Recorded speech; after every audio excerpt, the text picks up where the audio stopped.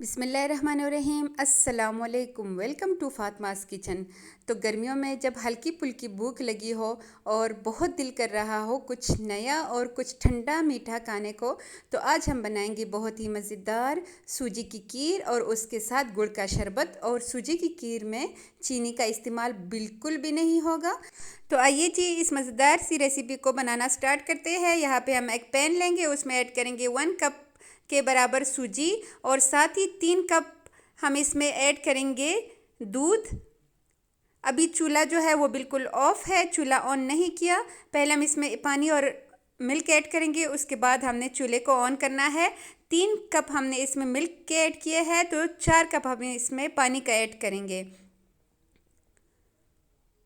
ये इतने मज़े की खीर बनती है और हद से ज़्यादा जो हमारे बड़े होते हैं जिनको शुगर का मसला होता है और जो डाइट कॉन्शियस लड़कियां होती है उनके लिए भी ये बहुत ही ज़बरदस्त और बहुत ही मज़ेदार रेसिपी है।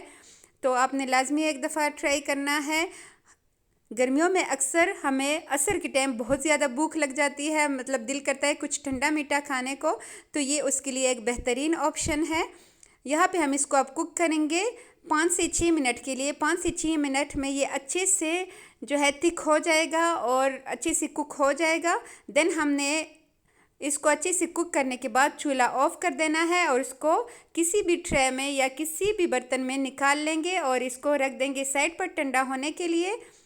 जब थोड़ा सा ये ठंडा हो जाए हम इसको फ्रिज में रख देंगे। और अब इसके लिए हम बनाएंगे गुड़ का शरबत। तो यहाँ पे एक पैन लेंगे, उसमें ऐड करेंगे 1 कप गुड़, जिसको मैंने मोटा मोटा कूट लिया है, और साथ ही हम इसमें ऐड करेंगे 3 कप पानी।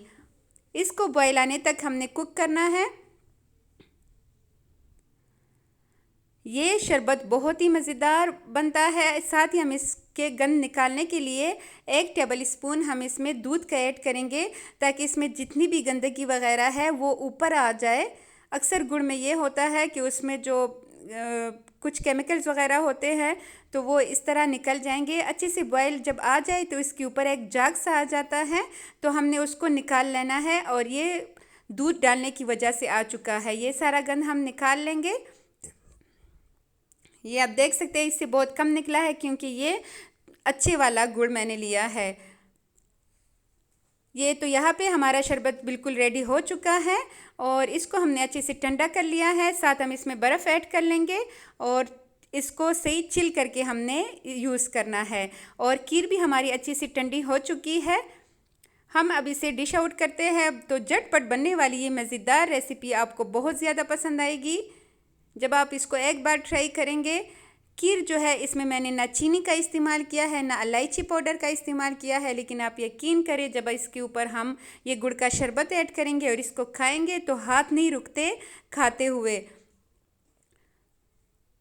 इस स्टेज पे आते आते अगर आपको वीडियो ज़रा सी भी अच्छी लगी हो तो काइंडली वीडियो को लाइक करें और शेयर एंड सब्सक्राइब किए बिना मत जाइएगा। ये आप जितना भी बना ले कम ही पड़ जाता है, क्योंकि एक एक बंदा ज़्यादा मांगता है।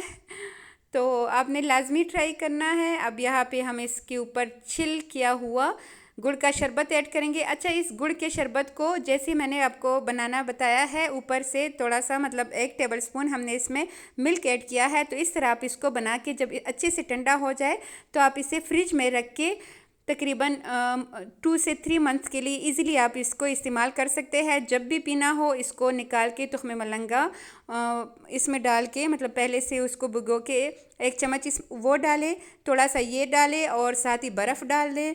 साथ ही जो है इसमें नींबू का रस ऐड करें। तो आप यकीन करिए गुड़ का शरबत भी बहुत ही मज़ा देगा आपको। हम ऐसे ही करते हैं, इसको फ्रिज में रख देते हैं और फिर पूरे महीने हम इसको एंजॉय करते हैं और ये बहुत ही मज़े का बना है।